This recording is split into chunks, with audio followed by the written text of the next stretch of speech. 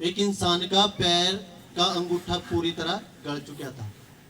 वो बहुत सारे डॉक्टरों पे गए, वो बहुत सारे वैद्यों के पास गए, लेकिन उनका अंगूठा जो था वो ठीक नहीं हो रहा था। तो एक दिन एक इंसान मिला राकेश जैसा। उसने उस इंसान से कहा भी मेरा पैर का अंगूठा बहुत ज़्यादा खराब है और मैं बहुत जगह गया और आज तक आराम नहीं आया। तो राकेश जैसे इंसान ने उसको कहा कि एक जगह एक संत महापुरुष है, आप उनके पास जाओ, वो आपको कुछ ना कुछ सुझाव जरूर देंगे, आपका इलाज जरूर हो जाएगा। वो बोले भी हो जाएगा। उन्होंने बोला हाँ बिल्कुल हो जाएगा। तो बोले मैं जाऊंगा कैसे इतनी दूर? बोले जाना पड़ेगा और रात लगेगी वहां, एक दिन में वापस नहीं आ सकता। तो उसने कहना ठीक हो जाऊंगा। उसने कहा हाँ बिल्कुल ठीक हो जाएगा, आप विश्वास करके जाओ तो सही। जब वो गए वहां पर तो रात का समय हो गया, वहां महापुरुष बैठे थे, उनसे जाके बोले आदेश महाराज जी। उन्होंने बोले ठीक है बेटे बैठो। कहाँ से आए हो? उन्होंने बताया जी मैं फलानी फलानी जगह से आया, दूर से आया। उन्होंने कहा बेटे भोजन करो, खाओ पियो, आराम करो और सुबह बात करेंगे।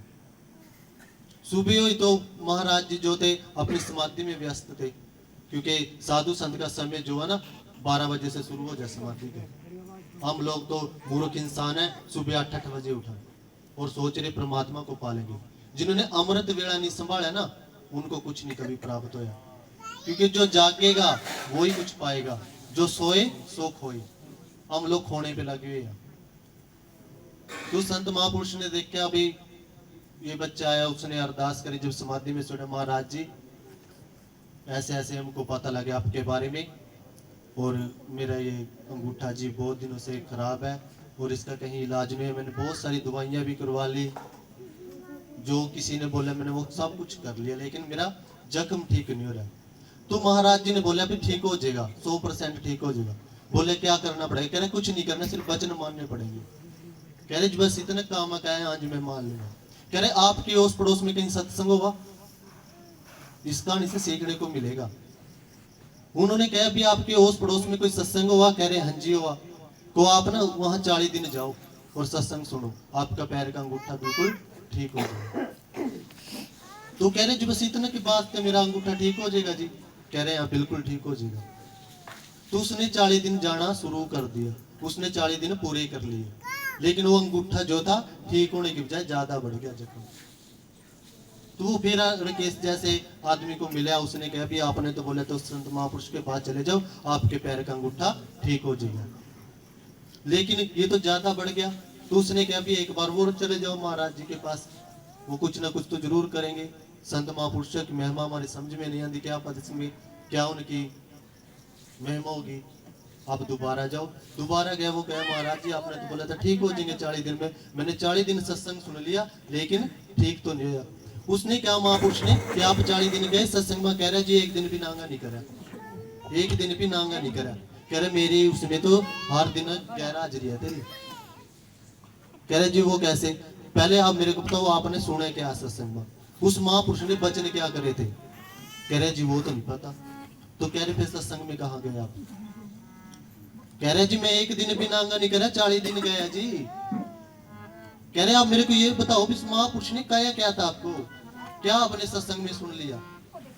कह रहे जिस पे तो मैंने ध्यान नहीं दिया। कह रहे जहां मैं बैठा था वहां 4-5 बंदे और बैठे थे, ना तो उन्होंने सुना ना मेरे को सुनने दिया। तो बस बोल रहे यहीं पर गलती है, अगर सत्संग में बैठे हैं ना तो सुनना था ना, संत महापुरुष ने क्या करा। तो कहने लगे जी महाराज जी मेरा अंगूठा कैसे ठीक होगा? तो उन्होंने क्या हो जाएगा ठीक है, ये भी 1 साल करना पड़ेगा, 1 साल सत्संग सुनो। कह रहे जी हो जाएगा? बिल्कुल होगा। कहो सत बचन है, कहो बिल्कुल होगा। तो कहने लगे ठीक है जी मैं जाऊंगा।